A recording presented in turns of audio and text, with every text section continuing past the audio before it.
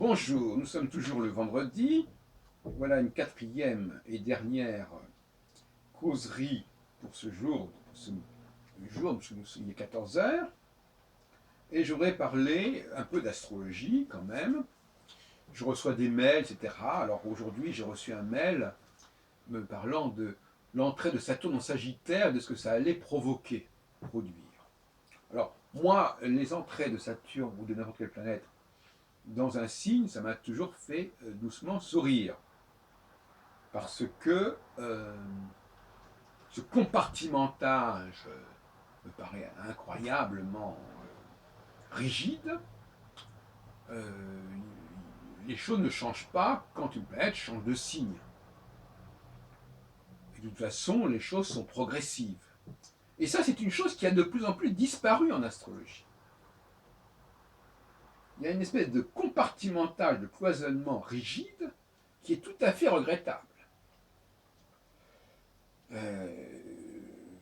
D'ailleurs, autrefois, on disait les choses un peu autrement. Enfin bref. Donc, Saturne en Sagittaire, ça n'a aucune importance.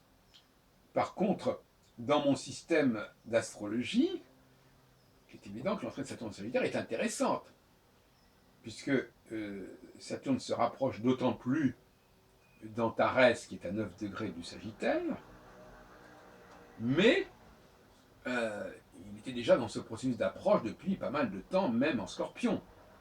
Donc, le fait qu'il passe du Scorpion au Sagittaire est épisodique, ce n'est pas significatif. Il ne va pas changer de nature parce qu'il est passé de Scorpion en Sagittaire. De toute façon, pour moi, le passage d'un signe à l'autre n'a aucune importance. Par contre, au niveau d'un cycle, oui. Mais il pourrait passer en Gémeaux, en Poisson ou en Vierge, que ce serait strictement pareil pour moi. Je travaille comme Hébertine sur un système de 90 degrés. Donc voilà. Donc cette importance accordée aux 12 signes zodiacaux, au fait que Saturne passe successivement par 12 signes, ça me paraît extrêmement pénible. Pourquoi? Tout simplement parce que ce qui va être dit par ce monsieur, je n'ai pas retenu le nom d'ailleurs, au sujet de Saturne en Sagittaire, ça veut dire que ça n'existe pas pour les 11 autres signes. Et donc ça veut dire qu'on saucissonne la cyclicité de façon inadmissible, qu'on coupe un processus cyclique en deux. Bon, ça me paraît raisonnable. Une phase yin, une phase yang, oui, une phase de conjonction, une phase de disjonction. Mais qu'on la coupe en 12, mais c'est de la folie. C'est de la folie. On a dit c'est une folie qui est très partagée. Les gens ne se rendent pas compte. Il est évident que ce qui se passe en Saturne en Sagittaire se reproduira dans 7 ans quand il entrera en Poisson et dans 14 ans quand il entrera en Gémeaux. Donc il n'y a pas besoin de s'exciter sur Saturne en Sagittaire. Et voilà où en est l'astrologie. André Barbeau a essayé tout au long, depuis une cinquantaine d'années, de modifier ce point de vue, mais il n'y est pas arrivé.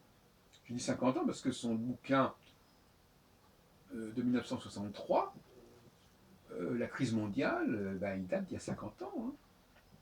Son premier grand livre d'astrologie mondiale, c'est il y a 50 ans.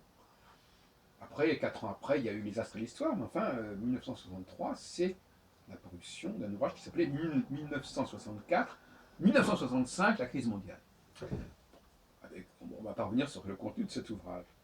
Mais André Barbeau a eu l'intelligence, pendant pas mal de temps, au cours de sa carrière, parce qu'après, bon, il y a eu des atermoiements, etc., mais il a eu l'intelligence de ne pas tenir compte du signe zodiacal.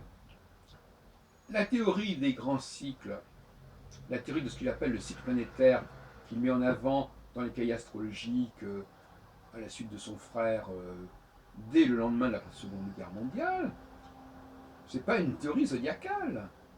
C'est une théorie qui remplace le rapport planète-signe par le rapport planète-planète, qui met en avant donc les aspects entre les deux planètes du cycle qui sont beaucoup plus significatifs que le passage d'une planète dans un signe, ou le changement de planète d'un signe à l'autre.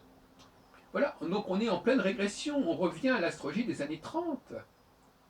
C'est quand même invraisemblable. on revient au symbolisme zodiacal. Et il y a une crise de la théorie conjonctionnelle. Malgré les travaux d'un Yves Lenoble sur la pratique des cycles planétaires, on voit que même dans l'association Source, il y a un reflux vers ce genre d'astrologie. Cette astrologie, voilà, très pittoresque, l'entrée de telle planète dans tel signe, et puis tel autre qui sort de tel signe, etc.